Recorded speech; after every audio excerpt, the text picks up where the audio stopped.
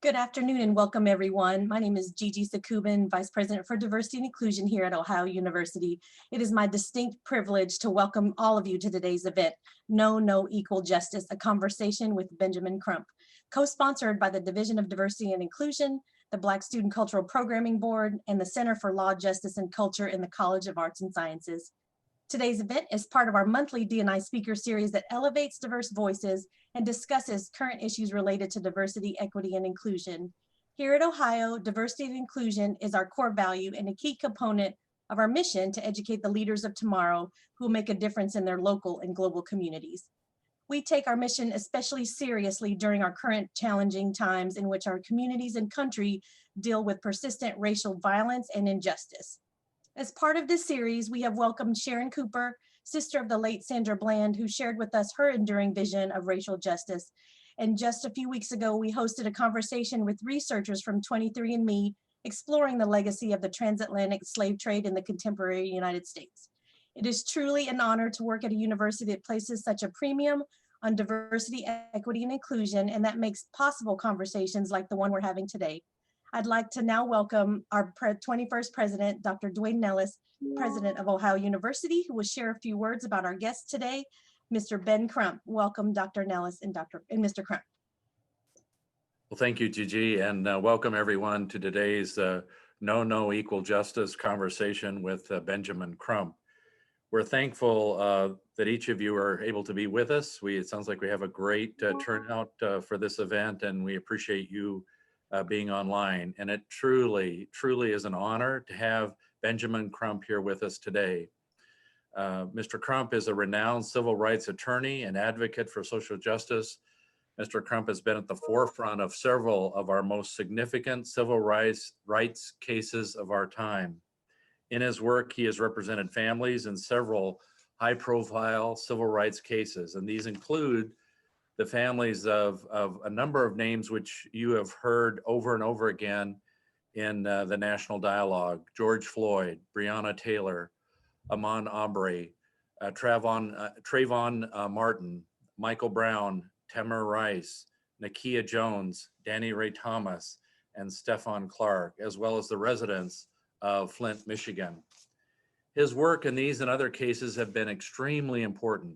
Throughout his career, Benjamin Crump has built a legacy around the idea that the Constitution, our Constitution, applies to everyone and at every level of society. His remarks today are especially poignant when you look at everything that has happened in this country this year. This is an important time for change in our country and here at Ohio University. At Ohio University, we're focusing on our mission of diversity and inclusion, and we're looking at how we can continue to improve our efforts. So I'm thankful for the event today, where we can learn from each other as we move forward. We must focus on combating systemic racism throughout our society, and we must show through our actions that Black lives matter. Thank you once again to everyone who organized today's event, and thank you to Mr. Crump for sharing your knowledge and wisdom with us today. And it's now my pleasure to introduce Dr. Winsome Chanu, who will introduce Mr. Crump. Winsome?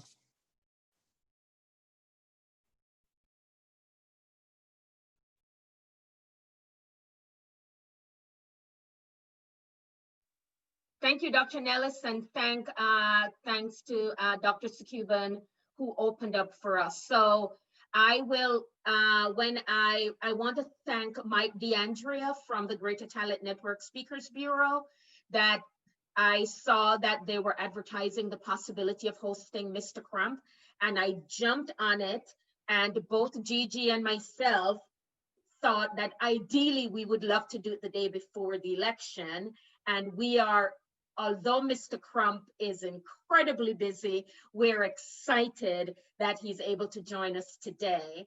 And our moderator, Shaylin, will be talking with Mr. Crump and give you some more information about Mr. Crump, but I will quickly introduce her. She graduated from OU in 2007, came back and was a speaker for our multicultural graduation. She graduated from the Scripps College of Communication with a 4.0. A 4.0. She graduated from OU, then went on to Harvard Law.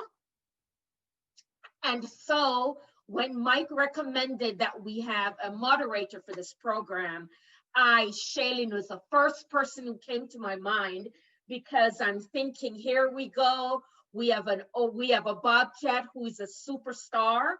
She can now use her journalism background with her legal background, and that she would be the best person. And I reached out to her, and she was honored and humbled, and I am so excited. She is presently at Cohen, Milstein, Sellers, and Toll law firm in Washington, D.C. She's actually from Ohio, so she's Ohio's own, and she made partner last year, which we're all immensely proud about. So at this point, I'm going to turn it over to Shailene, who will take us away, take it away with Mr. Crump for the rest of the program.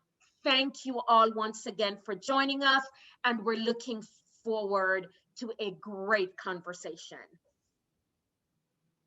Thank you so much, Winsome, for that warm introduction. I am a proud alumna of Ohio University, so it's always great to come back home, albeit remotely today. Thank you as well to all the sponsors for today's program, and thank you to everyone who's joined us for this really important conversation. Dr. Nellis really gave a great introduction to our speaker, Ben Crump. I'm not going to belabor the issue, as I know there have been a number of questions already submitted, with several others coming in. So without further ado, please join me in welcoming Attorney Benjamin Crump. Good morning. Good morning, Shailene. It's an honor to be with you in Ohio University. Thank you to Winsome and Gigi and President Nellis. It is truly a fantastic vision that you all are bringing so many wonderful, diverse speakers to talk about these important issues. And notice I said, Shailene, important issues. I have been giving a lot of speeches to corporations and universities around the country, and people sometimes describe them as uncomfortable conversations. But I don't choose that term, because who wants to do something uncomfortable? But everybody wants to do something important. And therefore today, we're all going to do something important and have an important conversation.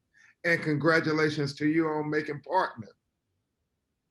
Thank you. Thank you very much. And we've worked with you a little bit here at Cohen Milstein. Joe Sellers actually instructed me to send you his regards this morning. And I'm happy to join you in this discussion. There is so much to talk about. I can tell you that we've probably received dozens of questions already, touching on everything from your personal past, how you got your start, to all the wide-ranging issues that you're involved in. And of course, there's something big happening in the country tomorrow, an election. And so people have lots of thoughts about that as well. So if you don't have anything else to say, maybe we can jump into some of those questions. Yes, ma'am. So the first is that, I'll note that you've been nicknamed as Black America's Attorney General, which I think is a very appropriate nod to the role that you've come to play when tragedy, and particularly tragedy involving the violations of civil rights, strikes Black families. We've received a number of questions from students who aspire to be change agents in their own communities, and those students are looking to the path that you created for yourself professionally as a model that they're trying to emulate. So those students ask, did you set out to become a lawyer specializing in social justice? What led you down this path, and what's kept you on this journey over the years? Shailene, actually, when I was 9 years old, I knew what I wanted to be. And it has been well documented in several interviews and articles that I had. I became a lawyer, I believe, for two reasons that I can pinpoint specifically, at least was my initial reasoning for becoming a lawyer. Number one was my mother, Helen Crump. I was raised by a single mother. She raised me and my two little brothers. She sacrificed everything for us. She worked 2 jobs and kept a roof over our head, the lights on, food on the table, and hope in our heart. And like most Black women, she was a miracle worker, performed miracles every day. But I did, as her oldest son, feel bad watching my mother have to struggle so hard for our survival. And I remember kind of complaining for a moment, and my mother said something that she continued to say to me throughout my life. And she said, baby, life ain't fair. Life is hard. You make it fair by what you bring to the table. And if you don't bring anything to the table, don't expect anybody to let you sit down at the table. And I never forgot that. She would always tell me that. And even when I graduated from college at Florida State University, one of the first things I said to my mama is, Mama, I'm bringing something to the table. As she talked about education being something to bring to the table. And once you got it up here, nobody could ever take it away from you. And so that is one of the driving forces why I became a lawyer. My mother wanted me to make sure I was able to be educated because she always knew education was the great equalizer in society and in America. And then the second reason was, and it's funny because it seems like it's yesterday and it's been now for 40 years. When I was in the 9th grade, they integrated the middle school students and we were bused from the Black side of town, literally, Shaylin, across the tracks, to the white side of town where they had the newer schools, the newer facilities with the newer technology and newer books and everything. And it's like they had everything.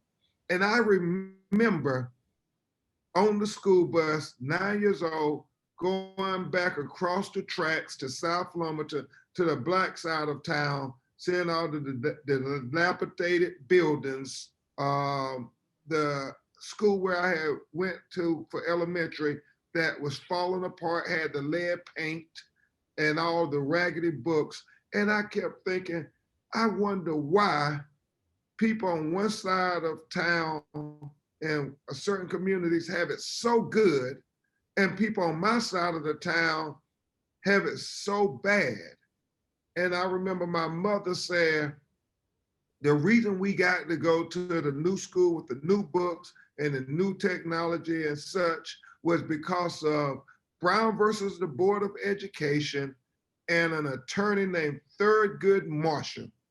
And I said from that moment on, when I grow up, I'm going to be like Attorney Thurgood Marshall because I want to give people who live in my community and people who look like me a better opportunity at achieving the American dream. And from that day to this one, that's what I still endeavor to do. And so that's how I became a lawyer, and that's why I still have that passion. And for all those who want to do civil rights work, remember, it's all about having passion. You can not only do good, but you can do well. And I'm not saying not to take any of these great corporate jobs or anything like that, but there's a role for people who want to go try to help the least of these, kind of like Shaylin and I do on many occasions.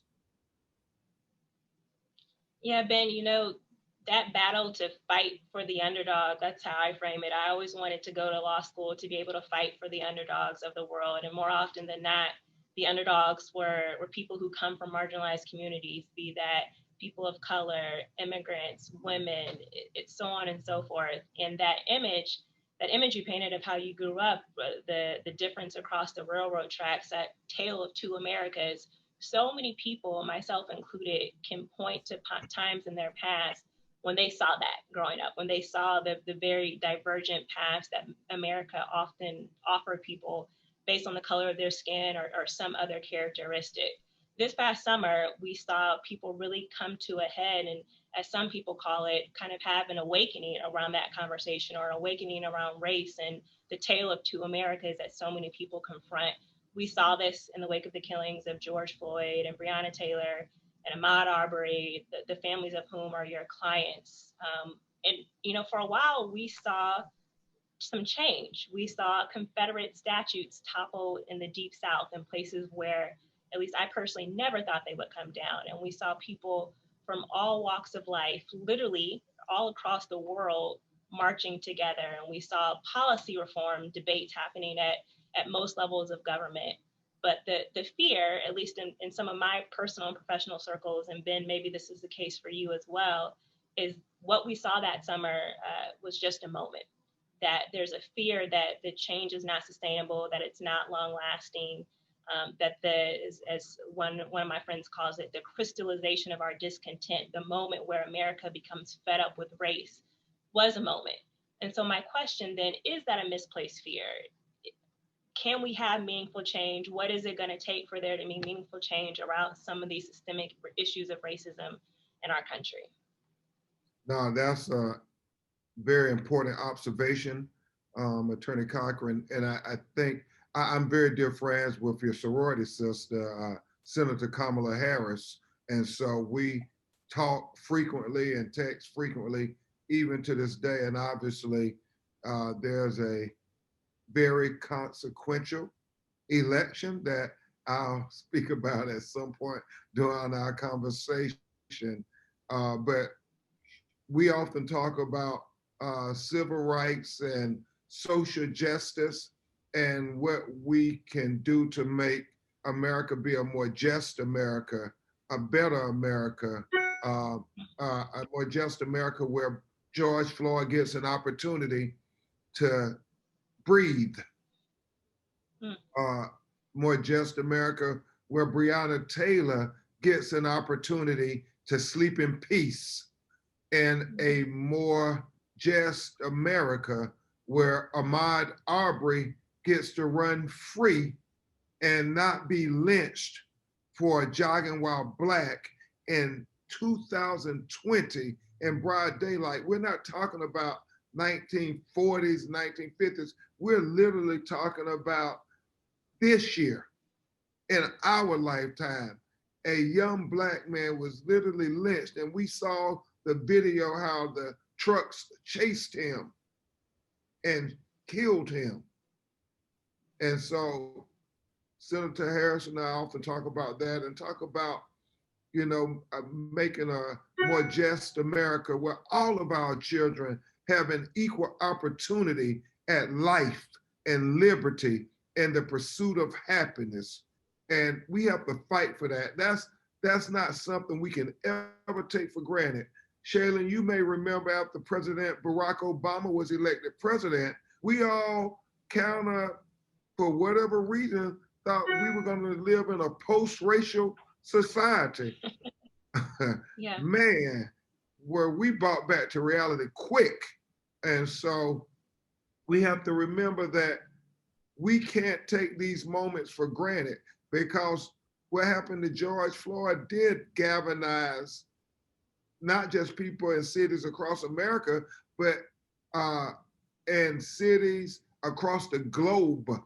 My office literally got calls from France, from Germany, from Africa, from Japan, from England, Brazil, Canada. I mean, everywhere, saying until we get justice for George Floyd, none of us can breathe. And so we have to take advantage of this moment in time that has so many people protesting and marching for justice, saying Black Lives Matter, and they were multicultural, multi-generational, multi-geographical. I mean, this was a moment unlike I had ever seen in my life in America. And Shayla, I know some of our viewers are very young. I thought Trayvon would be the biggest time I saw where the world came together and said, we have to do something about this. And that's when Black Lives Matter was created. But George Floyd even surpassed Trayvon, and I think it was because Trayvon was in the infancy of social media and the internet, but in 2006. But now with George Floyd, it is the predominant way we communicate, and everybody watched that video that was filmed of that 17-year-old girl where they tortured George Floyd to death, where that officer had his knee on his neck for 8 minutes and 46 seconds. And he literally narrated the documentary of his own death by the people who were supposed to protect and defend him. And once you see that video, you cannot unsee that video. And so it sparked this movement, this moment. And it is really up to us and these incredibly intelligent young people who go to the great Ohio University. I mean, one of the most successful secondary educational, post-secondary educational institutions in the world. We are counting on them to go out and do what the late civil rights icon John Lewis said, get in good trouble, because we have to be able to transform this moment into a movement.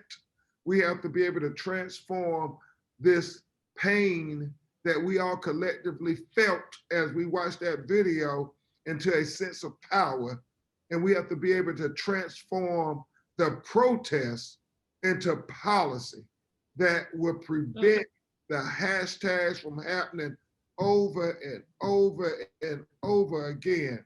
It is going to be the young people, just like with John Lewis and the young students with the Student Nonviolent Coordinating Committee came up with a way to dismantle Jim Crow and segregation in America. The challenge for us, this great next generation of thought leaders, is to figure out how to overcome systematic racism. So Ben, just picking back off on, one thing you noted, and I think is emblematic in the life of the late John Lewis, and that is, how do you transform protests into policy? And those two themes run hand in hand. Often, at least history has shown that to be the case. And so along those lines, one of our viewers writes in and has asked, if everyone in this conversation wrote a letter to their United States Senator asking for one piece of legislation to be changed or added to improve upon justice and equity in this country, what would you recommend that single piece of legislation be? I can think of like 10 things, so it may be hard for you to pick just one, but this questioner is asking you to focus on one piece of legislation or policy initiative that would have a meaningful impact. Yes, and Shaylin, actually, I had this conversation with the leadership of the Divine Nine, my fraternity brother, Dr. David Marion, who's the Grand Bosselist of Omega Psi Phi. And I understand y'all have some good Omegas on the Zoom call, so I want to give a shout out to Brother Tyrone Carr and all my frat brothers. But we were having that conversation about what do we do? And what I told them, as Kamala and I often talk, it can't just be only about criminal justice reform, even though that is critical to minority communities who are marginalized. It also has to be about economic development and access to capital and quality education and access to healthcare, because it shouldn't be every time we talk about Black issues, all we're talking about is criminal justice reform, because that's just you surviving. We don't want to just survive. We want to thrive. We want to have an opportunity for our children to be able to achieve the American dream. And so when I think about the legislation, obviously, I think the George Floyd Justice and Policing Accountability Act that was passed in the United States House of Representatives that was led by the Congressional Black Caucus that is sitting dormant on Senate Leader of the Republicans, Mitch McConnell's desk. They won't even review it or call it up for a vote. That's an important piece of legislation because it talks about getting rid of the chokehold. And because many people don't understand, Shaylin, that the chokehold is legal in most cities in America. And it was foreseeable that somebody like a Eric Gardner and somebody like a George Floyd was going to perish because of the chokehold, especially when you consider the fact that most of the statistics say that 75% of the time that the chokehold is applied by police in America, it is on minority men. And so they're not choking white men, they're choking our brothers and our fathers and our husbands and our nephews. And so it was foreseeable that something like this was going to happen. So George Floyd Act addresses abolishing the chokeholds and then the no-knock warrants. It was foreseeable, Shaylin, that a young woman like a Breonna Taylor in the sanctity of her own home was going to become a victim of these dangerous, I believe, unconstitutional in Breonna's case, a violation of her Fourth Amendment rights against unlawful search and seizure, and an illegal no-knock warrant in Breonna Taylor's case because the police lied when they said the postmaster said she was getting suspicious packages delivered to her apartment when the inspector said that is not true. They never, ever said anything like that. But the police in Louisville, Kentucky used that as the basis in the probable cause affidavit to have the judge sign that no-knock warrant that led them to Breonna's front door and knocked it in at 1 o'clock in the morning and executed her with 6 bullets in her body while she was practically in her underwear. It was foreseeable that something like that was going to happen, Shaylin, especially when you consider the fact that even though Black people in America only make up 13% of the population, in most states, we make up 50% of the population where they execute these no-knock warrants. And in the state of Kentucky, where Breonna was killed at, it was 75% or more that were being executed against Black people in America. So they weren't knocking in the doors to the houses of our white brothers and sisters. They were doing this to Black people. And so you look at that legislation, it talks about abolishing no-knock warrants. It talks about really the crux of the matter with body cam video being mandatory and required, because the issue really is about mistrust between law enforcement and minority communities. And the only way we can bridge that mistrust, Attorney Cochran, is to have transparency. You know, we all got to see what happened. And so, Winsome, we have to have transparency plus accountability, and that equals trust. It can't just be when Black people are accused of doing something nefarious or illegal that even though they don't have evidence, they lock us up and throw away the key. But yet when we have visual evidence, ocular proof that police are doing something inappropriate, nothing happens to them. That is what causes the mistrust. So they talk about that in the George Floyd Justice and Police and Accountability Act. And the last thing is probably a little advanced for them, Winston, but it's this qualified immunity. And Shaylin, this qualified immunity that we all know as attorneys, but it really gives, it's the Supreme Court of the United States giving instructions to police officers on how to get a get out of jail free pass when they kill a marginalized person in America by saying 3 little words. I felt fear. I felt threatened. And then they said, well, you can't Monday morning quarterback the police. You wasn't there. It's the most dangerous job in the world. And you're saying, but hold on. We've given them this great authority. They're the only people who can legally use deadly force when they feel it's appropriate. We have to have restraint on that. They can't just have these extrajudicial killings of Black and brown people, mostly in America, with no consequence. And so if you say we can't even question when we have objective evidence, what kind of sense does that make?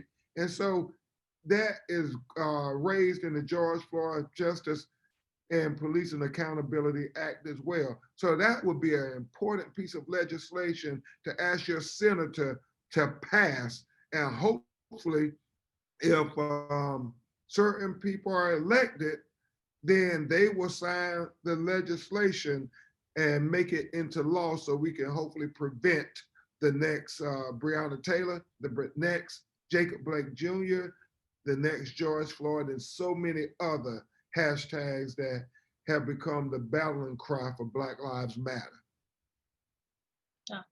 So much to tap into there, Ben. You touched on so many different policy changes that we could see happen congressionally.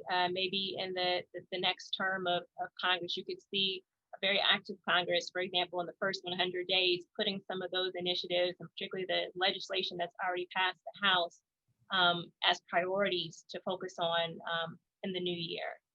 We have one viewer who's actually a former classmate and friend of mine, William Charter Jr., who just submitted a question making a reference to your cameo in the Marshall film, and is talking about Thurgood Marshall and really what he stood for. He made a decision to be courageous, even at personal risk to him. That is something that we also saw in the John Lewises of the world. And I think as we saw the Black Lives Matter movement really have a resurgence this summer, on the front lines of those protests are people who embody that same level of courage, even at their own sense of personal risk. So we'll ask, what can young adults do to act boldly and stand for justice, even if it runs the risk of being criticized by present day society? I'm going to add an addendum to that question, which also talks about social media. The upside of social media is that we were able to witness the murder of George Floyd, and the impact of that resonated around the world.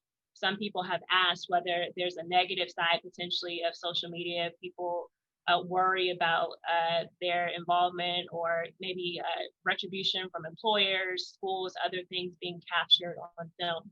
But what is your thought, or maybe your advice to some young people who want to be involved or are thinking about the personal risk? Yeah, well, I'll answer Mr. Turner's question first with answering the last part of what you raised. If your employer retaliates against you in one of these situations where you post something where you call a great lawyer like Attorney Shaylin Cochran at Cohen Millstein, and in fact, I know I'm going to work with her and Joe Sellers on a matter where an airline employer simply said on his social media, his Facebook page, his private page, that Delta Airlines advertises and embraces Black Lives Matter. American Airlines has also advertised and embraced Black Lives Matter. We all should embrace Black Lives Matter. And that's all he said. And for that they tried to terminate him. And so it's this type of corporate citizen that engages in this, what I call intellectual justification of discrimination that I talk often about in my book, Open Season, The Legalized Genocide of Colored People, is these things that people do to justify the discrimination. The enemies of equality would seek to use the law as a means to oppress rather than we finding a way to use the law as an instrument for good. And I remember the letter from the Birmingham jail by Martin Luther King, where he said, just because they tell us it's legal, that doesn't make it right. He said that everything Hitler did to the Jews in Germany was legal, but that didn't make it right. Slavery was legal, but that didn't make it right. Segregation was legal, but that didn't make it right. So we have to strive to do what is right above all else. And so when I think about Thurgood Marshall, who's my personal hero, Justice Marshall did that in the face of great danger. I mean, Black people would get real happy, and I'm gonna digress for a quick second, Shaylin, because in my cameo, Mr. Turner, the late great departed far too soon from this earth, Chadwick Boseman, and I got to spend 2 days on the set while we were filming the movie, and we were in the dressing room, and I just remember Chadwick asking me all these questions because Chadwick was a very focused person, and if he was doing the role, he wanted to get it right. And so he was saying, so how is it when you go into these different cities, how are you received, and all this stuff? Because he was like, you're doing what Thurgood Marshall did. He paid me one of the highest compliments I could ever receive. He's saying, you're our Thurgood Marshall. And he says, so I need to know, how are you received? And so forth. And I said, like Thurgood, people in our community are happy. People in outside our community, they attack us like they attacked Martin Luther King, like they attacked, John Lewis, everybody who was trying to talk about helping people who have been marginalized be able to rise up. It's never something that's celebrated by the powers that be. And he said, and do you get death threats? And I was like, yeah, nothing like Thurgood Marshall did, because every night they were trying to come and kill Thurgood Marshall when he was in these southern states. And when I say the South, I'm using Malcolm X's definition of the South. Anything beneath the Canadian border is what he said was the South. So Thurgood Marshall, every time he took one of these cases, his life was in constant peril. And so I was telling Chadwick about, some of the death threats I get, and, they're on social media, they call the house or find out what hotel you're in. Just went through that with Jacob Blake Jr. in Kenosha, Wisconsin. But he asked, so what do you do, Crump?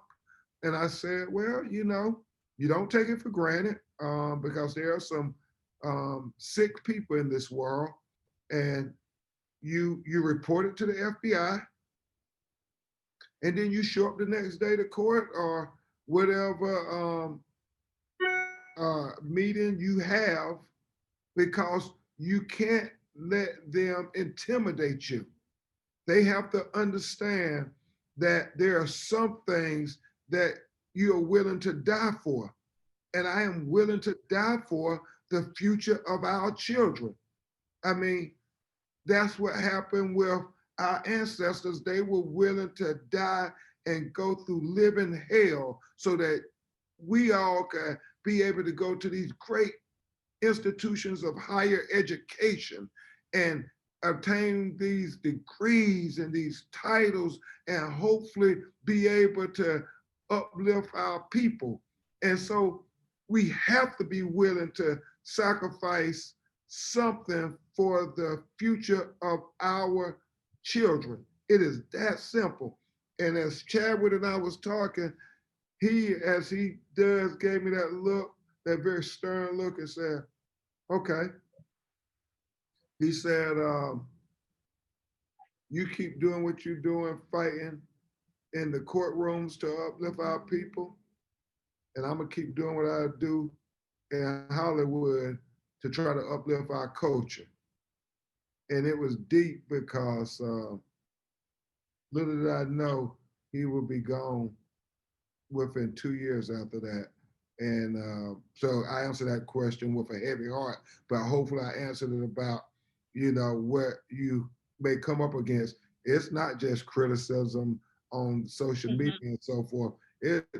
These are, when you do this, uh, it's some serious decisions you have to make. And I'm not advocating, I always say this, Shaylin, everybody doesn't need to be on the front line or have to be on the front line with me and Reverend Al and Black Lives Matter. But as Dr. King said, we all have a role to play in the struggle for the equality of society.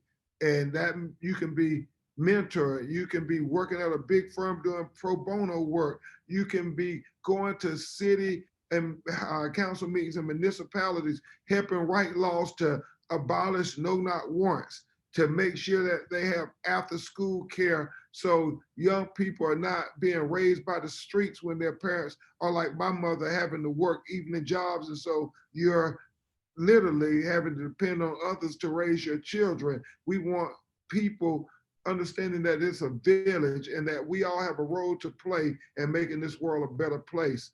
And so hopefully I answered Mr. Turner's question, but that Chadwick moment, I had to at least share that with you all. Yeah.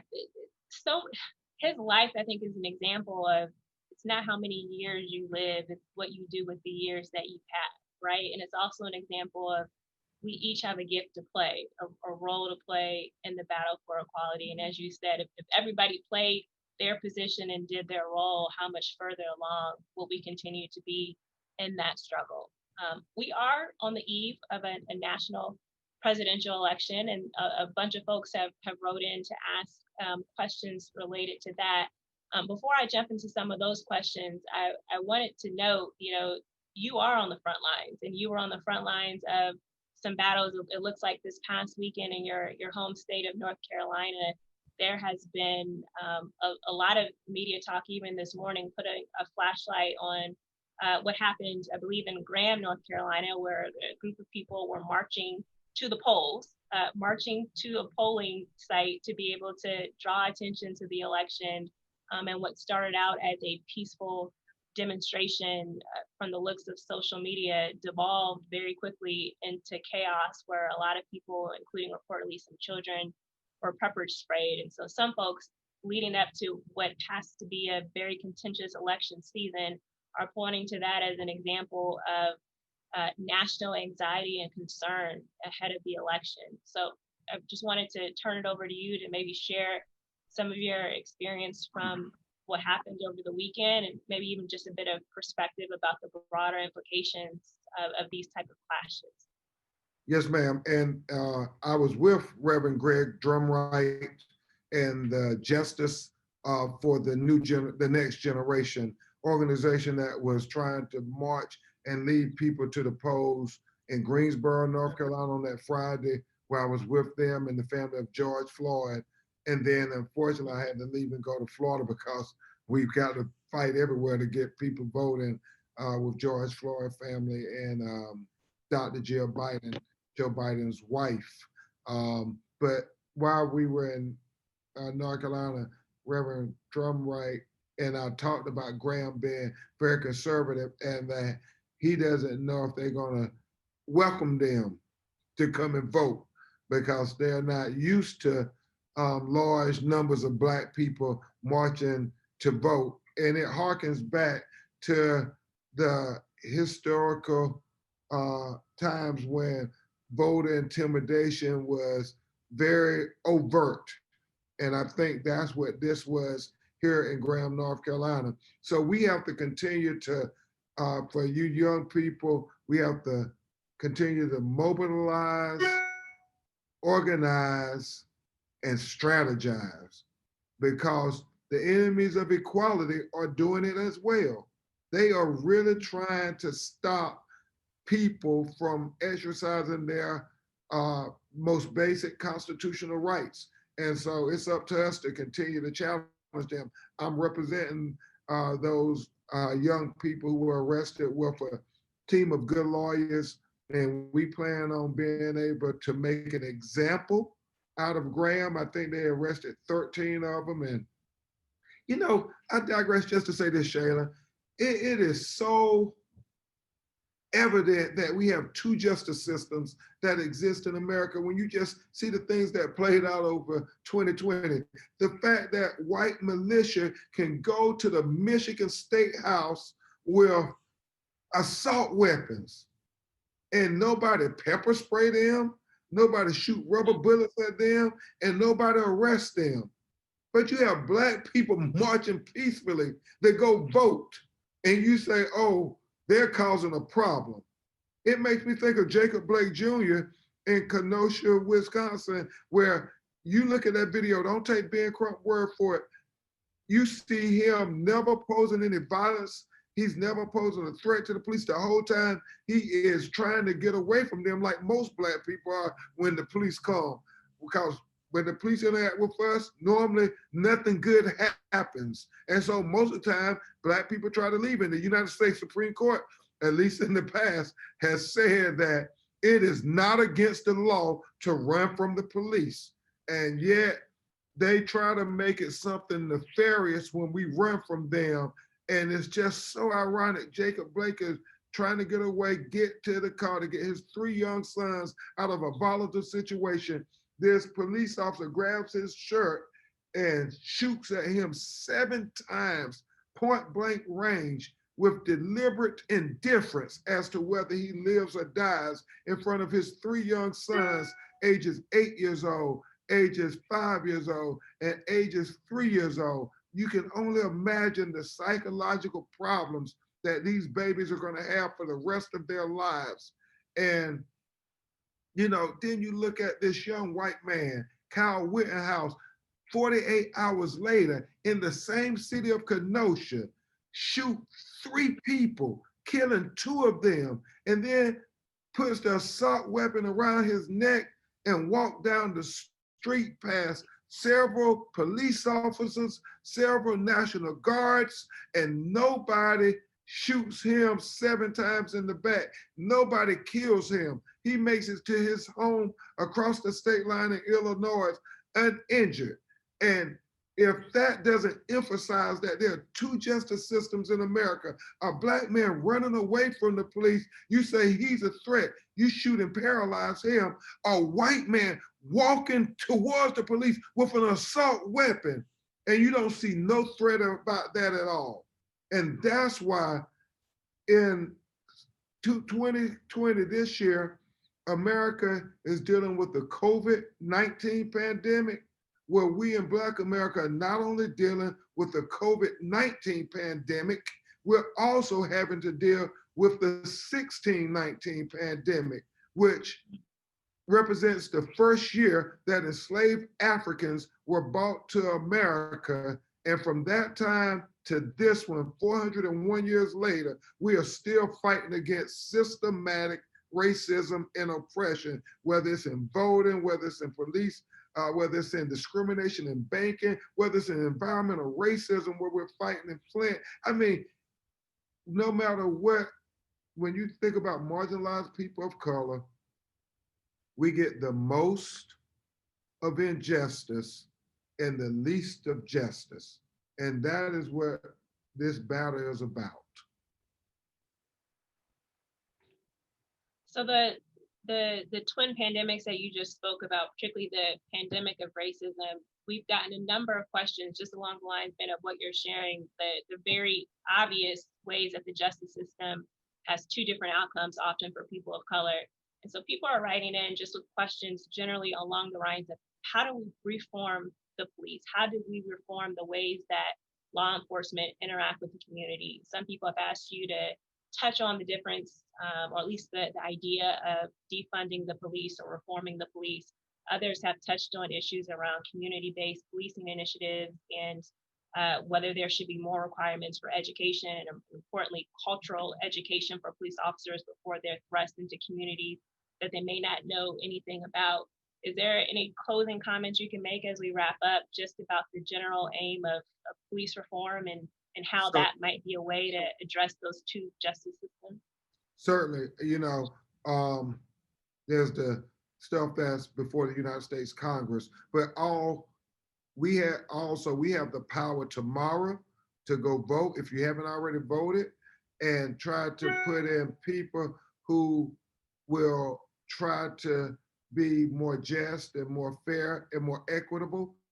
Uh, Try to make America live up to its preamble to the Declaration of Independence, that we hold these truths to be self-evident, that all men are created equally, that they're endowed by their creator with certain inalienable rights, that amongst them are life, liberty, and the pursuit of happiness.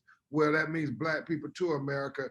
And so that's the abstract matter of it. We can be very technical. I know we don't have the time, but a lot of it is about voting down ballot. The prosecutors will determine in your community who goes to jail and who doesn't go to jail. They will determine whether these police officers who engage in excessive brutal force and kill marginalized people, whether they go to jail or not, whether your little cousins and them go to jail or not. That DA who you all elect, who's normally elected and determined by a couple thousand votes either way, you all can be the critical mass. Also, the mayor is going to decide who his police, the chief, and his police department, and what the culture of that police department is going to be. So a lot of it is within us. But I would tell you, it was the great Ella Baker. When people ask me this question, what is it going to take? It's the great civil rights icon Ella Baker, who helped John Lewis and the young people start the Student Nonviolent Coordinating Committee. And she said, until white mothers cry just as hard when the police kill little Black boys as they would their own children, nothing will change in America. And that is our reality. And you have to understand that we all have a role to play in this. Whether you're talking about defund the police, I like to say restructuring, because as lawyers, we know the labor you give something can cause it not to be able to be even considered by the courts. And so when you talk about these resources, we need everybody at the table. We need our, corporate partners. We need our faith-based partners. We need our educational partners. We need our law enforcement partners. We need everybody at the table trying to come up with a solution, because as Dr. King said, we all have a role to play in this. And in conclusion, we have to think about the future of our children. Dr. King said that the coward asked the question, is it safe? Then he said expediency asked the question, is it politically correct? Then he said vanity comes along and asks the question, is it popular? But then Shaylin, he said conscience comes along and asks the question, is it right? And Winsome, Dr. King concluded that there comes a time when one must take a position that's neither popular nor politically correct or not even safe, but one must take a position because their conscience tells them it is the right thing to do. It is the right thing to do to stand up for our children. It is the right thing to do to speak up for our children. It is the right thing to do to fight for our children's future. Because if we don't do it, we can't expect anybody else to do it for us. And so tomorrow we have a stake in how the future of America will be. You all have to exercise that right, that privilege, because George Floyd's blood is on the ballot. Breonna Taylor's blood is on the ballot. Ahmaud Arbery's blood is on the ballot. Jacob Blake's Jr. blood is on the ballot. Trayvon Martin blood is on the ballot. Michael Brown blood is on the ballot.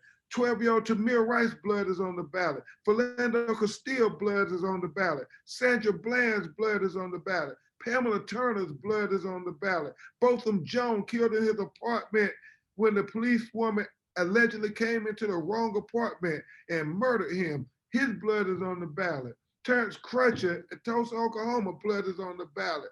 Emmett Till blood is on the ballot. Martin Luther King Jr.'s blood is on the ballot. We cannot take this election for granted. We got to vote as if our lives depend on it and the lives of our children. Thank you and God bless you. Thank you very much. I'm looking at Winsome. I keep asking questions, but I want to be mindful and respectful of everybody's time. So I believe we may be out of time. Ben, thank you for your time this afternoon and for the perspective you gave. A couple of quick takeaways from me before I pass things over to Winsome, who's giving me the eye to move it along. The first is that we have an election tomorrow. Hopefully everybody who is hearing my voice has already voted. If not, you still have time to make a plan. If you have an absentee ballot and you have not yet turned that in, the best option is to drop that off in person at your polling site. It is not a good idea at most points, particularly not if you're voting in the state of Ohio, to put something in the mail, but to turn in your ballot in person. And then the second option, which is maybe the best option for people at this point in the game, if you have not already voted, is to figure out a way that you can vote safely in person on tomorrow. As Ben just very eloquently reminded everyone, there's a lot at stake. And I know we've probably heard this many times in the past, that this is the most consequential election of our lifetime. It is very much true this time. And my hope is that everyone has voted, has a plan to vote, and will consider some of the things we talked about today as you cast that ballot, and also as you continue to have conversations in your home and in your workplaces about how to make our country more inclusive and more safe. So thank you everybody for your time. Winsome, I'll turn it over to you.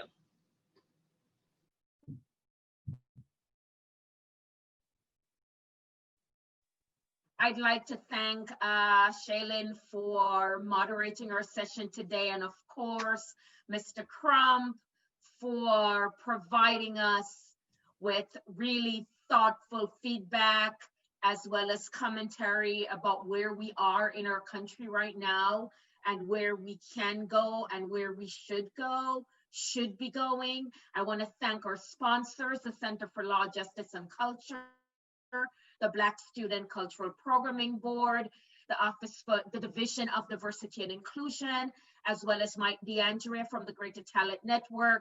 Thank both our interpreters, Krista and Shanice, and thank most of all you all for joining, for staying, everyone who submitted questions before. We're really excited. Thanks, Vanessa. Thank to Dwayne Bruce for coordinating all of our tech needs. And yes, please go out and vote. I am from Jamaica. I became a citizen in 2017. So this was my first time that I have voted in a presidential election, and it felt really good.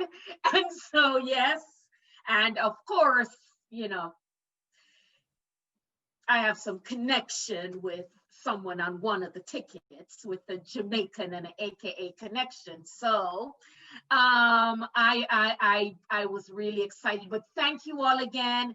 Thanks for joining us. Thanks to everyone who worked. Thanks to Dr. Nellis and Dr. Secuban for their commentary, and Mr. Crump. It's impossible to state. And then when you brought up that you spoke with Chadwick Boseman, I almost fainted because I love him. I love his dedication. I love the way he thinks about his craft and his work and what he brings and how dynamic he is. But I mean, look, I refer to you as, I tell everybody that I refer to you as Johnny on the spot. If there's something happening in Alabama, you're there. 2 hours later, something happens in California and you're there. I was like, does this guy have his own like private jet or something? But I mean, it's one of the, it's your passion. And that's what seeps out of you. And that's what the rest of us sees. So we're really, truly grateful that you were able to make it today of all days. And again, you're welcome. Thanks for everything that you do. Thanks to everyone for joining us. Please go out and vote. And I look forward to many more conversations with those of you who are on the call. Thanks to everyone. We're about to wrap. You enjoy the rest of your day, and let us all stay tuned for an exciting evening tomorrow. And we want to make sure you all, again, please stay safe because of Corona. All right. Thanks, everyone, and have a wonderful afternoon.